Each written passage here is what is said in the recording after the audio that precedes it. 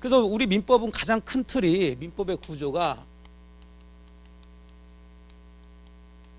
큰 구조가 결국은 어떤 원인에 의해서 어떤 결과가 발생하는가, 자, 원인 결과를 정해놓은 거예요. 법조문에.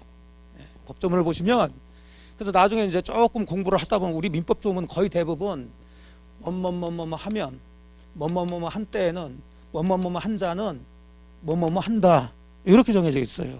예. 그럼 결국 뭐뭐뭐 하면, 뭐뭐뭐 한 때에는, 뭐뭐 한 자는, 이게 뭐가 되는 거고, 원인이 돼서 뭐뭐뭐 한다가 뭐가 되는 거예요? 결과가 되는 거예요, 이게. 예, 그런 구조라고요. 자, 그러면 민법의 가장 큰 틀이 원인과 결과 구조로 되어 있다고 그랬는데, 우리 법은 우리가 알아듣는 단어로 쓰진 않습니다. 우리가 다 원인하고 결과 그러면 다 알아듣죠. 얼마나 좋아. 근데 법하는 사람들은 우리 일반인들이 알아듣는 거 아주 싫어해요. 그래서 쉬운 얘기를 어렵게 만들어요. 이게 결국 그거예요. 다른 게 아니라 알고 보면 다 아는 얘기를 저렇게 어렵게 어려운 단어를 쓴단 말이에요. 원인과 결과를 정해놓은 게 민법의 구조인데, 그 원인이라서 하지 않고 이 원인에 해당되는 것을 뭐라 하냐면 법률 요건이라고 그래요. 뭐라 그런다고요? 법률 요건. 그럼 법률 요건이라는 게 하나의 원인이 되면 결과가 발생돼야 되겠죠? 그 결과를 뭐라 그러냐면 법률 효과라고 그래요. 효과. 그래서 결국 민법은 구체적으로 들어가게 되면 요건, 효과 이런 식으로 들어가요. 그러니까 이런 요건이 갖춰지면 이런 결과가 발생한다, 이런 구조로 들어가 있다고요.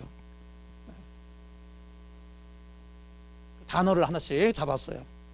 그러면 결과적으로 발생하는 법률 효과가 바로 결국 민법은 뭘 얘기하는 거냐? 좀 전에 얘기했던 권리의 변동을 얘기하는 거예요.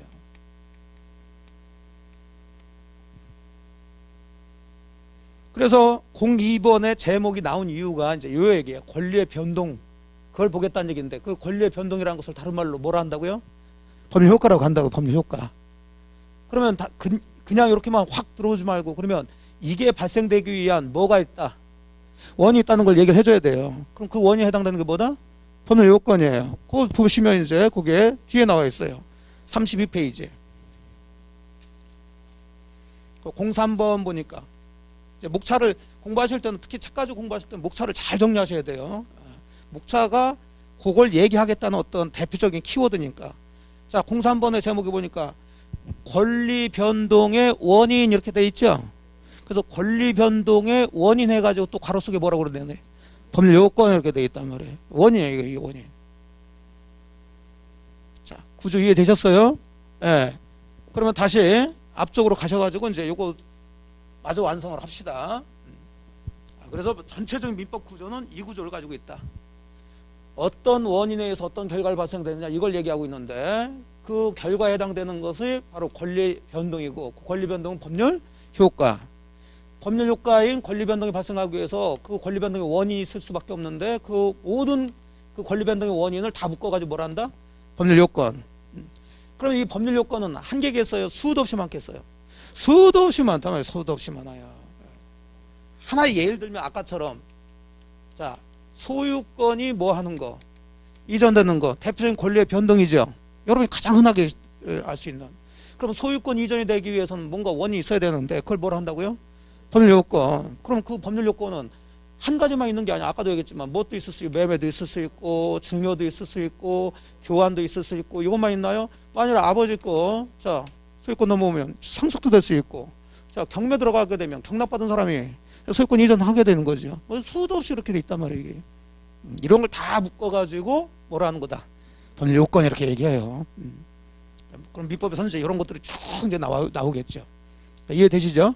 그러면 이걸 이제 크게 둘로 나눠보자는 거지. 크게 둘로. 그러면 소유권 이전이라는 하나의 권리의 변동을 예를 들었을 때, 이 소유권 이전만 하더라도 원인이 되는 게 수도 없이 이렇게 많은데, 자, 이걸 크게 둘로 나눠보면 요놈들하고 요놈들하고 이렇게 나눠볼 수 있다는 거죠. 네. 자, 요것도 뭐고요? 법률 요건. 요것도 뭐고? 법률 요건이야. 요거나 요거에 의해서 소유권 이전이 돼요. 근데 이렇게 나눴다는 건 뭔가 차이가 있다는 얘기죠. 자, 그러면 뭐 단어를 보게 되면 금방 이제 여러분들이 느끼실 거예요. 요거는 자기네들끼리 소유권 넘기기로 의사 표시를 한 거예요, 안 한 거예요? 한 거죠. 그 사람들의 의사에 의해서 넘어간 거지. 여러분의 아파트를 판다는 의사가 있었으니까 팔았겠지. 저한테 공짜로 줄 의사가 있었으니까 공짜로 줬겠죠. 제 토지하고 맞바꿀 의사가 있었으니까 맞바꿨겠지. 됐죠? 근데 이쪽은 여러분들의 의사하고는 아무 상관이 없는 거예요. 돌아가셨는데 어떻게 의사대로 내가 이번에 이렇게 죽을 테니까 이렇게 아무 상관이 없는 거예요. 사람 의사하고는. 경매 법에 의해서 경락받은 사람한테 넘어가는 거지. 나 경매 당하기 싫어한다고 해가지고 경매 당하지 않는 게 아니란 말이에요. 이게 강제적이라고. 이해되시죠?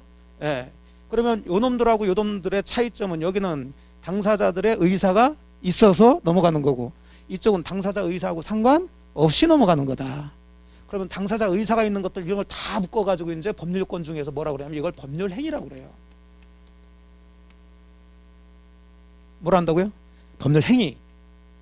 자, 이거 하려면 계약을 해야 안 해요? 하려면 그 계약이 뭐다? 행위를 하는 거죠, 행위. 그래서 매매 계약이라는 뭘 한 거다? 법률행위. 그렇게 함으로써 소유권 이전이라는 뭐가 일어난 거다? 권리 변동. 똑같은 구조로 들어가는 거죠. 증여라는 법률행위, 교환이라는 법률행위. 되셨어. 근데 이것들은 당사자 의사에 의해서 넘어가는 게 아니죠. 좀 전에 얘기한 것처럼 당사자 의사하고는 상관없이 강제적으로 넘어가게끔 돼 있어요. 강제적으로 왜 넘어가느냐? 법에서 그렇게 하라고 정해놨기 때문에 그래요. 그래서 이것들을 다 묶어서 법률 규정하면 되죠. 법인 규정이니까.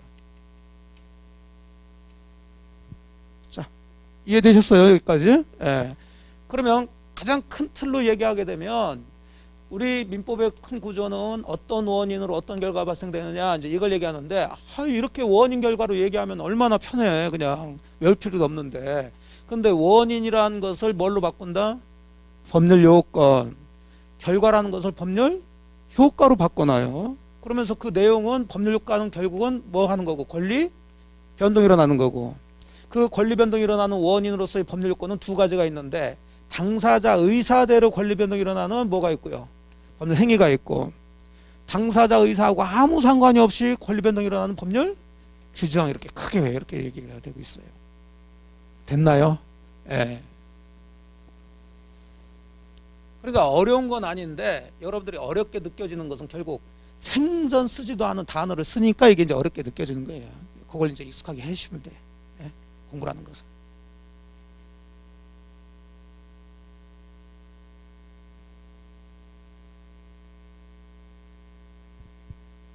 자, 이제 요 앞쪽에서는 요거 보겠다는 거, 요거 보겠다는 얘기고, 이제 그러면서 이제 전체적인 구조를 제가 말씀드리는 건데, 그러면 지금 자, 여기까지는 정리가 되셨죠? 정리는 여러분이 정리는 이제 요것만 해주시면 돼요. 그러면 요것들이 어디에 이제 나와 있는지를 말씀드리는 거예요. 자, 그러면 우리 교재 02번이 바로 뭘 보겠다고 그랬어요? 권리 변동. 자, 그러면 뒤에 그걸 법률 효과라고 그랬고요.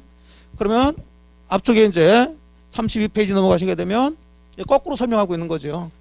자, 이제 03번 보니까 권리 변동의 원인으로 뭘 보겠다? 법률 요건. 자, 그럼 법률 요건에는 몇 가지가 나온다고요?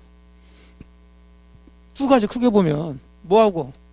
행위하고 법률 규정이에요. 자, 그게 밑에 박스 밑에 법률권 해가지고 괄호 1번 보니까 일정한 법률 효과, 즉 권리 변동을 발생하게 하는 원인을 전부 다 법률 요건이라 하는데, 괄호 2번을 보시면 그 법률 요건은 당사자 의사대로 법률 효과를 발생시키는, 자 체크해 보세요. 뭐하고요? 법률 행위하고. 그래, 당사자 의사에 의해서 법률 효과를 발생하는 법률 행위하고, 또 당사자 의사와는 무관하게 법률 규정에 따라 법률 효과가 발생하는 뭐하고? 법률 규정하고 두 가지가 있다고. 됐죠? 이 구조를 잡았어요.